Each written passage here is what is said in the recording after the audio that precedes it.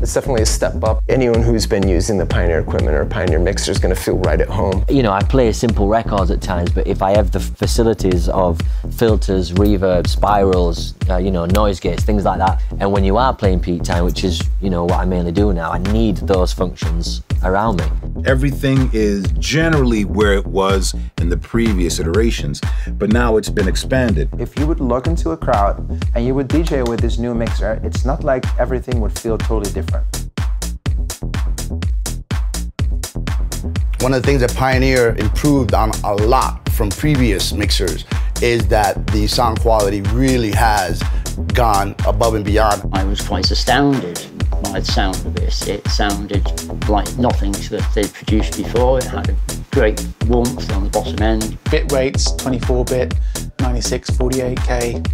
I find it's better for when you're using vocals or a live instrument because you really capture the essence. To work days, weeks, months, years on something, and then to bounce it down and take it into a club and play it through a mixer and through a system that represents the way that it should sound is a huge deal. They really focused on quality sound and then really taking that to a whole other level, and it was already good.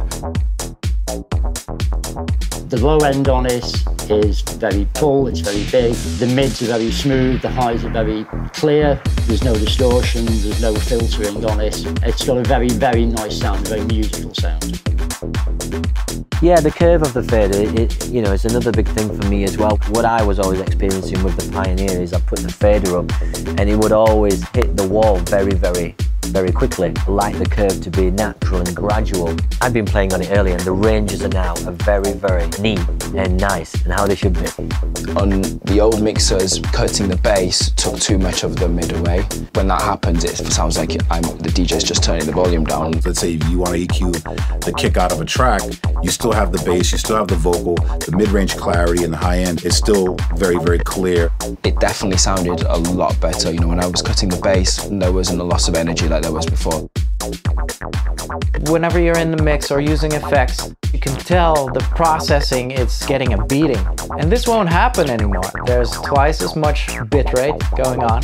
The benefits of 64-bit processing allows so much more dedication to effects, loops, send and returns, where the mixer can process everything and dedicate that 64-bit straight to where it's needed. There's a noticeable difference. You're not hitting any compression anywhere, whether it's real compression or whether it's digital compression. It feels like everything's got room to breathe in the mix. Floating point processing allows the DJ to be very creative with all the effects on the mixer and not to have to worry about the DSP clipping of the product itself. When you're walking into a room and you notice that it sounds very bad, distorted, and you know the guy before me is just pinned and redlined. This one gives a real warning now. When you go over, the clip indicator lights up. From a DJ's point of view, sometimes what they can hear in their booth monitors is not necessarily what they can hear on the outside. That should catch their eye and tell them that they're driving it too hard and to turn it down until that stops flashing. The VU lights on the mixer are very, very accurate in predicting the sound, which is actually more reflective of what the audio signal is. It's a lot more precise. It has that capacity to be almost in a live performance the way a mixing desk would be. When you're out there in a club bashing it out, you want it to be high quality. And I'm very happy with all these enhancements. For me, effects really create a whole other layer to whatever song you're playing. If you plan that properly at the right part of the drop, you can just get everybody riled up. So the color effects have changed as well. The parameter is very fun to max it out or to have it more subtle. You can really use it as an effect that's not dominating the track. I just really like that we've got two parameters that you can control now. Even the collar knobs are bigger too, though. It really separates the section from the EQ part. On one of the buttons, which used to hold the gate comp, apparently it's still in there, but it's covered by a sweep button now. The sweep is something that I always used to like on the DJM 800. I'm glad it's back, and I'm glad that we've got this parameter knob to change the way it behaves. And then also, when we go down here, we can use the gate.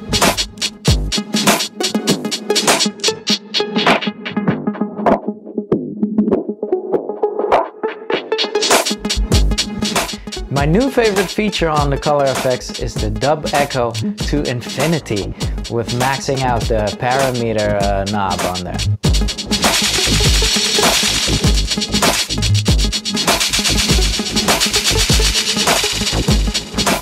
I love what they did with this mixer. They added 4 different effects. That ping pong effects is really, really cool. I really like that. It creates a big stereo field with the dramatic left to right effect.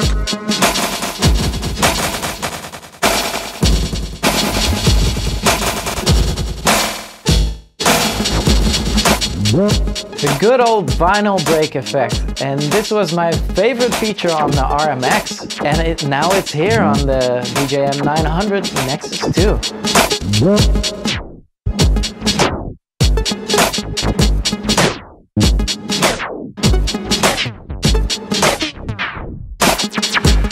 The Helix is great. It's a pitch effect, pitches it up and down, and it's non-destructive as well. So if you do grab a loop, pitch it all the way up, mangle it around, send it all the way back down, mangle it around, you can always return to that part where you sampled it.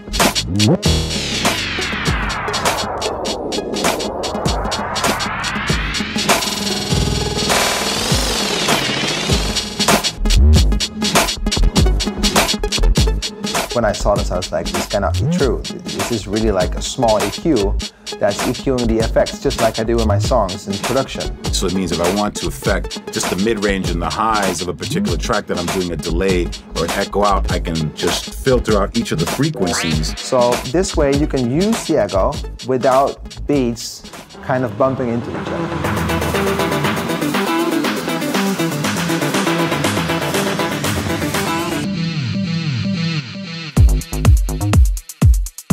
With the X pad, now it's a grid like that, you can instantly get to what measurement you want. If you want to have an 1 bar, 2, 4, or even smaller like a 16, you just hit one button and it's it. It's perfect. This will just be a lot of fun jumping back and forth from crazy signatures.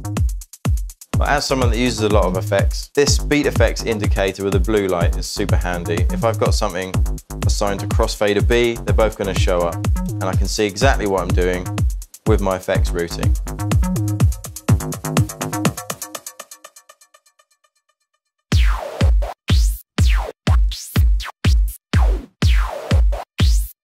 Double time.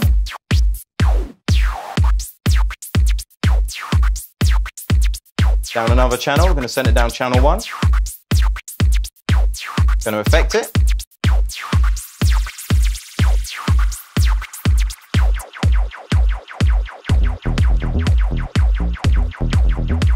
And that's that. I do love the way the send and return works. It's just really intuitive, and you can put it onto the channel that you need super quickly. You know, taking things out of the studio and putting it in the DJ booth is a lot easier now, because a lot of people are using guitar pedals amongst other things. Before you had to go to the send and return, and then you couldn't use the other effects. So it's cool that you can actually now double it up with the effects. The way they've located and accessed the send returns, you have a 1/4" jack as well as a USB, so you can flip between the two. The potential for the USB send is great. Being able to connect an iPad with an app opens up a new dimension for the mixer. The fact that there's an RMX 1000 iPad app now makes it very, very useful. So I can actually bring one with me, put up my iPad, and if I want to use the RMX 1000, I can just use the USB cable and just link in. By having 2 USB slots on the top, if your DJ before them is also using your computer, it makes changeover for me a breeze. I don't even have to do anything.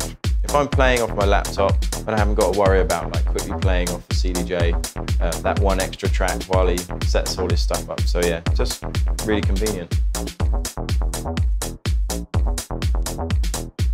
I get asked more than anything else, do you have a spare headphone adapter? I start off the season with maybe 15 quarter-inch adapters, and at the end of the season I've got none. And in back-to-back occasions as well. It's just easy to plug in 2 headphones at the same time. You see a lot of DJs doing that now with, you know, the special extension, but now it's inbuilt and it's ready to use. We've gone back up to 4 phono inputs. Every now and then you do get a DJ that want to use 3 decks. It means that you can position things correctly. So this one's got the phono and this one's got the CD, but in reality they're the other way around. You can put them where they actually are. I'm a very big fan of using the crossfader. I still scratch and I still do tricks going back and forth. This fader on the Nexus 2 is even better.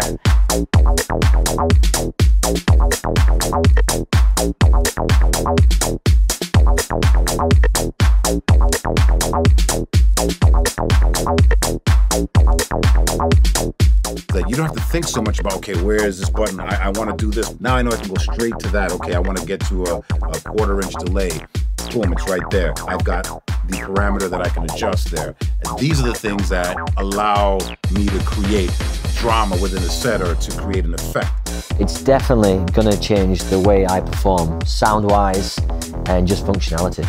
In order for the DJs to really be able to just walk on deck and have a familiar environment where, you know, I know where I'm at. It's like I could be anywhere, it's like being home. Pioneer to me, it's like being home.